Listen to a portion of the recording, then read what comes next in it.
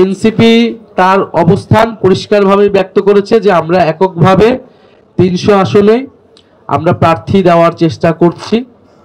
আমরা আমাদের নিজেদের রাজনীতি নিয়ে জনগণের কাছে যেতে চাই।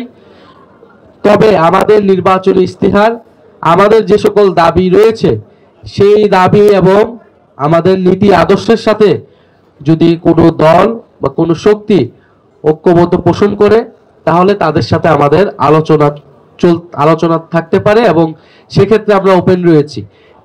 ফলে আমরা বলেছি যে আমাদের যে কোনো ধরনের যদি রাজনৈতিক সমঝোতা হয় সেটা একটা নীতিগত এবং আদর্শিক জায়গা থেকে হতে হবে।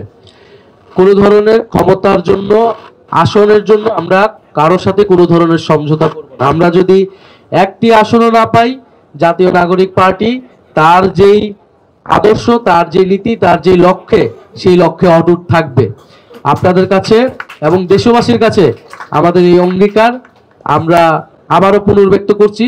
ফলে এবং আমাদের এনসিপির যে কোনো প্রক্রিয়া আমরা খুবই স্বচ্ছভাবে নেওয়ার চেষ্টা করি জনগণের কাছে সবসময়, সেটা আমরা গোপন কিছু নাই।